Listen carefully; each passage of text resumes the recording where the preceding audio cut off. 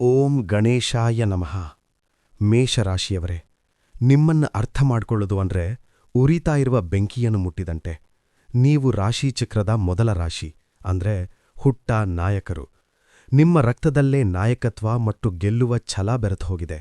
ಯಾರಿಗೋ ಹೆದರದ, ಎಂತಹ ಕಷ್ಟ ಬಂದರೂ ಎದೆಗುಂದದ ಧೀರರು ನೀವು. ಆದ್ರೆ ಮೇಷರಾಶಿಯವರೇ, ಒಮ್ಮೆ ನಿಮ್ಮ ಮನಸ್ಸನ್ನು ಪ್ರಶ್ನೆ ಮಾಡ್ಕೊಳ್ಳಿ. ಇಷ್ಟೆಲ್ಲ ಧೈರ್ಯವಿದ್ರೂ, ಇಷ್ಟೆಲ್ಲ ಶಕ್ತಿಯಿದ್ರೂ ಇವತ್ತು ನಿಮ್ಮ ಬದುಕು ಯಾಕೆ ಯುದ್ಧಭೂಮಿಯಂತಾಗಿದೆ? ನೀವು ಪ್ರೀತಿಸಿದವರೇ ನಿಮ್ಮನ್ನ ದೂರ ಮಾಡ್ತಿದ್ದಾರಲ್ಲ, ಅದಕ್ಕೆ ಕಾರಣವೇನು? ಜಗತ್ತಿಗೆಲ್ಲ ಧೈರ್ಯ ಹೇಳುವ ನಿಮಗೆ ಇವತ್ತು ನಿಮ್ಮ ಕಣ್ಣೀರು ಒರೆಸುವವರು ಯಾರೂ ಇಲ್ಲವಲ್ಲ ಅನ್ನೋ ಕೊರಗು ಕಾಡ್ತಿದ್ಯಾ?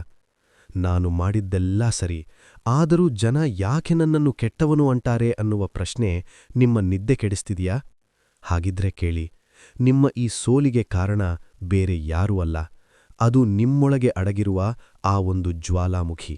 ಅದು ನಿಮ್ಮನ್ನ ಮಾತ್ರವಲ್ಲ, ನಿಮ್ಮ ಸುತ್ತಮುತ್ತ ಇರುವ ಎಲ್ಲವನ್ನೂ ಸುಟ್ಟು ಬೂದಿ ಮಾಡ್ತಿದೆ. ಇವತ್ತಿನ ಈ ವಿಶೇಷ ವಿಡಿಯೋದಲ್ಲಿ ನಿಮ್ಮ ಬದುಕಿನ ಅಸಲಿ ಶತ್ರು ಯಾರು, ನಿಮ್ಮ ಸಿಟ್ಟು ನಿಮ್ಮನ್ನ ಹೇಗೆ ನಾಶ ಮಾಡ್ತಿದೆ ಮತ್ತು ಅದರಿಂದ ಹೊರಬಂದು ನೀವು ರಾಜನಂತೆ ಬದುಕುವುದ ಹೇಗೆ ಅನ್ನುವುದನ್ನ ಎಳೆಯಾಗಿ ಬಿಚ್ಚಿಡಲಿದ್ದೇನೆ.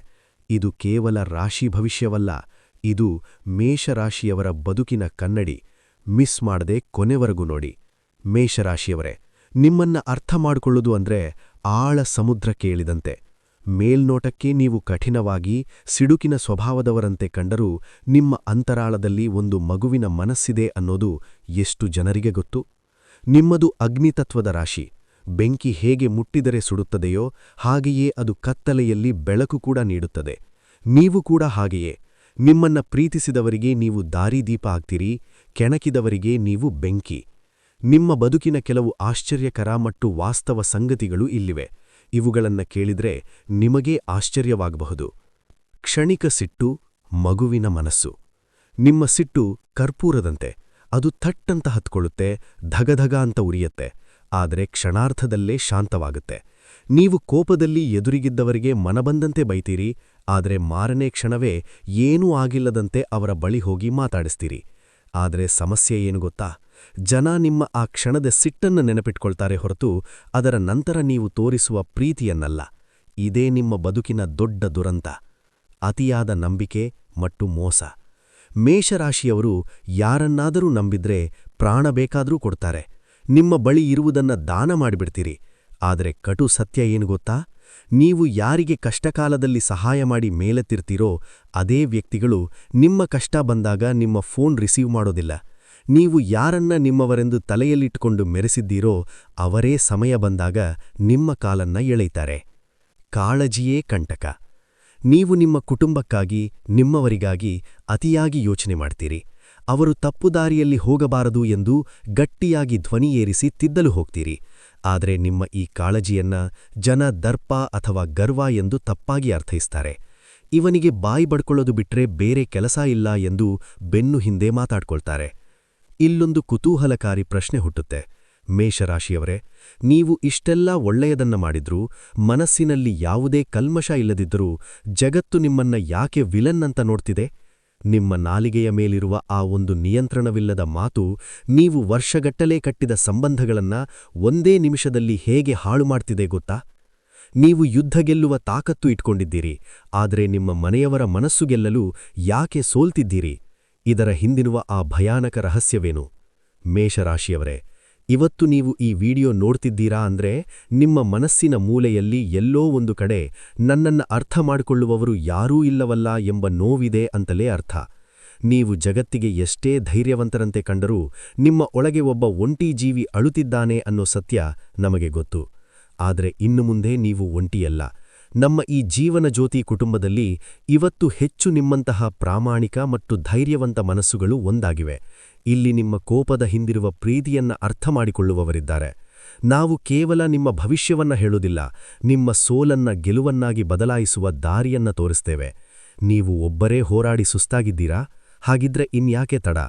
ಈ ವಿಡಿಯೋ ನಿಮ್ಮ ಮನಸ್ಸಿಗೆ ಹತ್ತಿರವಾಗಿದ್ರೆ ಈಗಲೇ ಒಂದು ಲೈಕ್ ಮಾಡಿ. ನಿಮ್ಮ ಕಷ್ಟಗಳಿಗೆ ಹೆಗ್ಗಲು ಕೊಡುವ ಈ ದೊಡ್ಡ ಕುಟುಂಬದ ಭಾಗವಾಗಲು ಈಗಲೇ ಜೀವನ ಜ್ಯೋತಿ ಚಾನೆಲ್ಗೆ ಸಬ್ಸ್ಕ್ರೈಬ್ ಆಗಿ.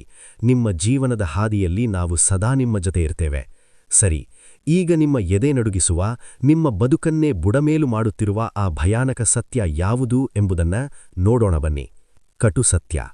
ಮೇಷರಾಶಿಯವರೇ, ಈಗ ನಿಮ್ಮ ಎದೆಯ ಮೇಲೆ ಕೈಯಿಟ್ಟು ಹೇಳಿ, ನೀವು ಇಷ್ಟು ವರ್ಷಗಳ ಕಾಲ ಕಷ್ಟಪಟ್ಟು ಕಟ್ಟಿದ ಸಂಬಂಧಗಳು, ಸಂಪಾದಿಸಿದ ಹೆಸರು ಎಲ್ಲವೂ ಕೇವಲ ಒಂದು ಕ್ಷಣದ ಸಿಟ್ಟಿನಿಂದ ಹಾಳಾಗ್ಹೋಗಿದೆ ಅಲ್ವೇ? ನಿಮ್ಮ ಬದುಕಿನ ಅತಿದೊಡ್ಡ ದುರಂತ ಅಂದ್ರೆ ನೀವು ವರ್ಷಗಟ್ಟಲೆ ಪ್ರೀತಿ ಮತ್ತು ತ್ಯಾಗದಿಂದ ಬೆಳೆಸಿದ ತೋಟವನ್ನ ನಿಮ್ಮದೇ ಕೈಯಿಂದ ಬೆಂಕಿಯಿಟ್ಟು ಸುಡುತ್ತಿದ್ದೀರಿ. ನಿಮ್ಮ ಯಶಸ್ಸನ್ನ ತಡೆದು ನಿಲ್ಲಿಸಿರುವ ಆ ಭಯಾನಕ ಶತ್ರು ಬೇರೆ ಯಾರೂ ಅಲ್ಲ, ಅದು ನಿಮ್ಮ ಮೂಗಿನ ಮೇಲಿರುವ ನಿಯಂತ್ರಣವಿಲ್ಲದ ಸಿಟ್ಟು. ನಿಮ್ಮ ಬದುಕನ್ನೇ ನರಕ ಮಾಡುತ್ತಿರುವ ಈ ಸಿಟ್ಟಿನ ಸ್ವರೂಪ ಹೇಗಿದೆ ಗೊತ್ತಾ? ನಾಲಿಗೆ ಎಂಬ ವಿಷದ ಬಾಣ. ಮೇಷರಾಶಿಯವರಿಗೆ ಸಿಟ್ಟು ಬಂದಾಗ ವಿವೇಚನೆ ಇರೋದಿಲ್ಲ. ಆ ಕ್ಷಣದಲ್ಲಿ ನಿಮ್ಮ ಎದುರಿಗಿದ್ದವರು ತಂದೆ ತಾಯಿಯೋ, ಸಂಗಾತಿಯೋ ಅಥವಾ ಬಾಸ್ ಎನ್ನುವುದನ್ನ ಮರೆತು ಬಿಡ್ತೀರಿ. ನಿಮ್ಮ ನಾಲಿಗೆಯಿಂದ ಹೊರಬರುವ ಮಾತುಗಳು ಎದುರಿಗಿದ್ದವರ ಮನಸ್ಸನ್ನ ಚೂರು ಮಾಡುತ್ತವೆ.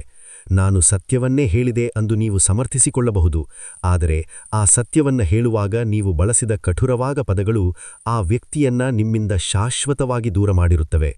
100 ವರ್ಷ ಬದುಕುವ ಪ್ರೀತಿಯನ್ನ ಒಂದೇ ನಿಮಿಷದ ಸಿಟ್ಟಿನಲ್ಲಿ ಕೊಂದು ಹಾಕುವ ಅವಸರ ನಿಮಗೇಕೆ? ಪಶ್ಚಾತ್ತಾಪದ ಬೆಂಕಿಯಲ್ಲಿ ಬೇಯುವ ಜೀವ. ನಿಮ್ಮ ಸಿಟ್ಟಿನ ವಿಶೇಷತೆ ಏನಂದ್ರೆ ಅದು ಬಂದ ವೇಗದಲ್ಲೇ ಹೋಗುತ್ತೆ. ಸಿಟ್ಟು ಇಳಿದ ಮೇಲೆ ಛೇ, ನಾನ್ ಹಾಗೆಲ್ಲ ಬಯ್ಯಬಾರದಿತ್ತು, ಸುಮ್ಮನೆ ಇರಬೇಕಿತ್ತು ಎಂದು ಒಂಟಿಯಾಗಿ ಕುಳಿತು ಕಣ್ಣೀರು ಹಾಕ್ತೀರಿ. ಆ ಕ್ಷಣಕ್ಕೆ ಕ್ಷಮೆ ಕೇಳಬೇಕು ಅನಿಸುತ್ತೆ, ಆದರೆ ನಿಮ್ಮ ಒಳಗಿನ ಆ ಗರ್ವ ನಿಮ್ಮನ್ನ ತಡೆಯುತ್ತೆ. ಹೀಗೆ ಪಶ್ಚಾತ್ತಾಪ ಪಡುತ್ತಲೇ ಅರ್ಧ ಆಯಸ್ಸು ಕಳೆದು ಹೋಗ್ತಿದೆಯಾ ಅಲ್ವಾ? ಒಳ್ಳೆಯತನಕ್ಕೆ ಸಿಗದ ಬೆಲೆ. ನೀವು 99 ಬಾರಿ ಒಳ್ಳೆಯದು ಮಾಡಿರ್ತೀರಿ, ಪ್ರಾಣವನ್ನೇ ಕೊಟ್ಟಿರ್ತೀರಿ, ಆದರೆ ಒಂದೇ ಒಂದು ಬಾರಿ ಸಿಟ್ಟಿನಲ್ಲಿ ಕೆಟ್ಟದಾಗಿ ಮಾತನಾಡಿದ್ದಕ್ಕೆ ಜನ ನಿಮ್ಮ ಆ 99 ಒಳ್ಳೆಯ ಕೆಲಸಗಳನ್ನ ಮರೆತು ಬಿಡ್ತಾರೆ. ಇವನು ಯಾವತ್ತಿದ್ರೂ ಇಷ್ಟೇ ಸಿಡುಕ ಎಂದು ಹಣೆಪಟ್ಟಿ ಕಟ್ಟಿಬಿಡ್ತಾರೆ. ನಿಮ್ಮ ಹೃದಯದಲ್ಲಿರುವ ಪ್ರೀತಿ ನಿಮ್ಮ ನಾಲಿಗೆಯ ಮೇಲಿರುವ ಸಿಟ್ಟಿನಿಂದ ಜಗತ್ತಿಗೆ ಕಾಣಿಸುವುದೇ ಇಲ್ಲ. ಇದಕ್ಕಿಂತ ದೊಡ್ಡ ದುರಂತ ಬೇರೆ ಇದೆಯಾ? ವೃತ್ತಿಜೀವನದಲ್ಲಿ ಆತುರದ ನಿರ್ಧಾರ. ಕೇವಲ ಸಂಬಂಧಗಳಲ್ಲಿ ಮಾತ್ರವಲ್ಲ, ನಿಮ್ಮ ಕೆಲಸದ ಜಾಗದಲ್ಲೂ ಅಷ್ಟೇ. ಯಾರಾದರೂ ನಿಮ್ಮ ಸ್ವಾಭಿಮಾನಕ್ಕೆ ಪೆಟ್ಟು ನೀಡಿದರೆ ಮುಂದಿನ ಪರಿಣಾಮ ಯೋಚಿಸದೆ ಕೆಲಸಕ್ಕೆ ರಾಜೀನಾಮೆ ಎಸೆದು ಬರ್ತೀರಿ. ಈ ಆತುರ ಮತ್ತು ಮುಂಗೋಪ ನಿಮ್ಮ ಆರ್ಥಿಕ ಪ್ರಗತಿಯನ್ನ ಕುಂಠಿತಗೊಳಿಸುತ್ತಿದೆ. ಮೇಷರಾಶಿಯವರೇ, ನೆನಪಿಡಿ, ನಿಮ್ಮ ಸಿಟ್ಟು ಎದುರಿಗಿರುವವರನ್ನ ಸುಡುವುದಕ್ಕಿಂತ ಹೆಚ್ಚಾಗಿ ನಿಮ್ಮನ್ನೇ ಸುಡುತ್ತಿದೆ. ನೀವು ಯುದ್ಧ ಗೆಲ್ಲುವ ಶಕ್ತಿ ಹೊಂದಿದ್ದೀರಿ ನಿಜ, ಆದರೆ ನಿಮ್ಮನ್ನ ನೀವೇ ಗೆದ್ದಿಲ್ಲ ಅಂದ್ರೆ ಆ ಜಯಕ್ಕೆ ಏನು ಬೆಲೆ? ಈ ಜ್ವಾಲಾಮುಖಿಯನ್ನ ಶಾಂತಗೊಳಿಸದಿದ್ರೆ ಕೊನೆಗೆ ಉಳಿಯುವುದು ಕೇವಲ ಬೂದಿ ಮತ್ತು ಒಂಟಿತನ ಮಾತ್ರ. ಮೇಷರಾಶಿಯವರೇ, ಸತ್ಯ ಯಾವತ್ತಿಗೂ ಕಹಿಯಾಗಿರುತ್ತೆ ಅನ್ನೋದು ನನಗೆ ಗೊತ್ತು.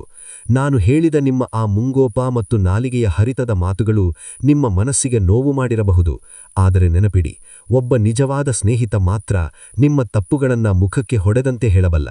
ನೀವು ಜಗತ್ತನ್ನ ಗೆಲ್ಲವು ಮೊದಲು ನಿಮ್ಮನ್ನ ನೀವು ಗೆಲ್ಲಬೇಕು. ನಿಮ್ಮ ಈ ಅಪಾರವಾದ ಶಕ್ತಿ ನಿಮಗೆ ಶಾಪವಾಗಬಾರದು, ಅದು ನಿಮ್ಮ ಮತ್ತು ನಿಮ್ಮವರ ಬಾಳನ್ನ ಬೆಳಗುವ ದೀಪವಾಗಬೇಕು, ಜೀವನ ಜ್ಯೋತಿಯಾಗಬೇಕು.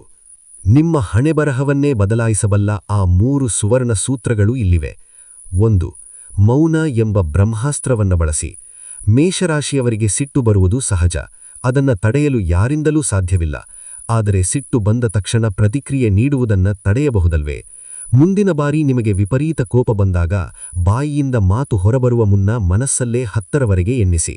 ಆ 10 ಸೆಕೆಂಡುಗಳ ಮೌನ ನಿಮ್ಮ ಜೀವನದಲ್ಲಿ ಆಗಬಹುದಾದ 10 ವರ್ಷಗಳ ಅನಾಹುತವನ್ನ ತಪ್ಪಿಸುತ್ತದೆ. ನೆನಪಿಡಿ, ಹರಿತವಾದ ನಾಲಿಗೆಗಿಂತ ತಾಳ್ಮೆಯ ಮೌನಕ್ಕೆ ಹೆಚ್ಚು ಶಕ್ತಿಯಿದೆ. 2. ಕ್ಷಮೆ ಕೇಳುವವನೇ ನಿಜವಾದ ನಾಯಕ. ನಿಮ್ಮ ಅಹಂಕಾರವನ್ನ ಕಸದ ಬುಟ್ಟಿಗೆ ಹಾಕಿ. ಸಿಟ್ಟಿನಲ್ಲಿ ನಿಮ್ಮ ಆಪ್ತರಿಗೆ ಬೈದ ನಂತರ ಪಶ್ಚಾತ್ತಾಪ ಪಡುತ್ತಾ ಮೂಲೆಯಲ್ಲಿ ಕುಳಿತುವ ಬದಲು ನೇರವಾಗಿ ಹೋಗಿ ನನ್ನಿಂದ ತಪ್ಪಾಯಿತು, ಕ್ಷಮಿಸಿ ಅಂದು ಹೇಳಿ ನೋಡಿ. ಮೇಷರಾಶಿಯವರೇ, ತಲೆಬಾಗುವುದರಿಂದ ಯಾರೂ ಸಣ್ಣವರಾಗಲ್ಲ, ಬದಲಾಗಿ ಎದುರಿಗಿರುವವರ ಹೃದಯದಲ್ಲಿ ನೀವು ರಾಜನಂತೆ ಮೆರೆಯುತ್ತೀರಿ. ನಿಮ್ಮ ಒಂದು ಕ್ಷಮೆ ಮುರಿದು ಹೋದ ಎಷ್ಟೋ ಸಂಬಂಧಗಳನ್ನ ಮತ್ತೆ ಜೋಡಿಸಬಲ್ಲದು. 3. ಶಕ್ತಿಯನ್ನ ಸರಿಯಾದ ಕಡೆ ಬಳಸಿ. ನಿಮ್ಮಲ್ಲಿರುವುದು ಬೆಂಕಿಯಂತಹ ಶಕ್ತಿ, ಅದನ್ನ ಮನೆಯವರ ಮೇಲೆ ರೇಗಾಡಲು ಬದಲು ನಿಮ್ಮ ವೃತ್ತಿ ಜೀವನದ ಸಾಧನೆಗೆ ಬಳಸಿ.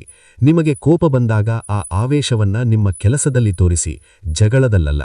ನಿಮ್ಮ ಈ ಅಗಾಧವಾದ ಎನರ್ಜಿಯನ್ನ ದ್ವೇಷ ಕಟ್ಟಿಕೊಳ್ಳಲು ಬಳಸಬೇಡಿ, ಸಾಮ್ರಾಜ್ಯ ಕಟ್ಟಲು ಬಳಸಿ. ಈಗ ನಿಮ್ಮ ಸರೇ ಮೇಷರಾಶಿಯವರೇ, ಇಲ್ಲಿಯವರೆಗೆ ನಾನು ಹೇಳಿರುವ ಪ್ರತಿಯೊಂದು ಮಾತು ನಿಮ್ಮ ಆತ್ಮಕ್ಕೆ ಕನ್ನಡಿ ಹಿಡಿದಂತೆ ಅನಿಸಿದೆಯಾ? ನನ್ನ ಸಿಟ್ಟಿನಿಂದ ನಾನು ಏನೆಲ್ಲಾ ಕಳೆದುಕೊಂಡೆ ಎನ್ನುವ ದೃಶ್ಯ ನಿಮ್ಮ ಕಣ್ಣು ಮುಂದೆ ಬರ್ತಿದೆಯಾ? ನಮ್ಮ ಈ ಜೀವನ ಜ್ಯೋತಿ ಕುಟುಂಬದ ಸದಸ್ಯರಲ್ಲಿ ನೀವು ಒಬ್ಬರಾಗಿ ನಿಮ್ಮಂತೆಯೇ ಪಶ್ಚಾತ್ತಾಪದ ಬೆಂಕಿಯಲ್ಲಿ ಬೆಂದ ಲಕ್ಷಾಂತರ ಜನರ ಜೊತೆ ನೀವು ಇವತ್ತು ನಿಂತಿದ್ದೀರಾ. ನಿಮ್ಮ ನೋವು ಇವತ್ತು ಕಡಿಮೆಯಾಗಬೇಕು ಅಂದ್ರೆ ಅದನ್ನ ನೀವು ಒಪ್ಪಿಕೊಳ್ಳಬೇಕು. ಹಾಗಿದ್ರೆ ಈಗಲೇ ಕಮೆಂಟ್ ಬಾಕ್ಸ್ನಲ್ಲಿ 100% ಸತ್ಯ ಅಂದು ಬರೆಯಿರಿ, ಅಥವಾ ನನ್ನ ಸಿಟ್ಟಿನಿಂದ ನಾನು ಕೂಡ ಸೋತಿದ್ದೀನಿ ಅಂದು ನಿಮ್ಮ ಮನಸ್ಸಿನ ಮಾತನ್ನ ಅಲ್ಲಿ ಹಂಚಿಕೊಳ್ಳಿ. ನೀವು ಕಮೆಂಟ್ ಮಾಡಿದಾಗ ಮಾತ್ರ ನಿಮ್ಮ ಮನಸ್ಸಿನ ಭಾರ ಇಳಿಯೋದು. ನಿಮ್ಮ ಪ್ರತಿಯೊಂದು ಕಮೆಂಟ್ ನಮಗೂ ಮತ್ತು ನಮ್ಮ ಈ ಜೀವನ ಜ್ಯೋತಿ ಕುಟುಂಬಕ್ಕೆ ಅತಿ ಮುಖ್ಯ. ಯೋಚನೆ ಮಾಡಬೇಡಿ, ಬರೆಯಿರಿ ಈಗಲೇ. ಮೇಷರಾಶಿಯವರೇ, ಕೊನೆಯದಾಗಿ ಒಂದು ಮಾತು. ನೀವು ಹುಟ್ಟಿರುವುದೇ ಆಳುವುದಕ್ಕೆ, ಅಳುವುದಕ್ಕಲ್ಲ. ನಿಮ್ಮಲ್ಲಿರುವ ಆ ಬೆಂಕಿಯನ್ನ ದ್ವೇಷಕ್ಕೆ ಬಳಸಬೇಡಿ, ದಾರಿ ದೀಪವಾಗಲು ಬಳಸಿ. ನಿಮ್ಮ ಸಿಟ್ಟನ್ನ ಗೆದ್ದು ಪ್ರೀತಿಯಿಂದ ಜಗತ್ತನ್ನ ನೋಡಲು ಶುರುಮಾಡಿ. ಆಗ ನೋಡಿ, ನೀವು ಕಳೆದುಕೊಂಡಿದ್ದೆಲ್ಲವೂ ಬಡ್ಡಿ ಸಮೇತ ನಿಮ್ಮ ಕಾಲಡಗೆ ಬಂದು ಬೀಳುತ್ತದೆ. ನೀವು ಕೇವಲ ಒಬ್ಬ ಸಾಮಾನ್ಯ ವ್ಯಕ್ತಿಯಲ್ಲ, ನೀವೊಂದು ಅದಮ್ಯ ಶಕ್ತಿ. ನಮ್ಮ ಈ ಜೀವನ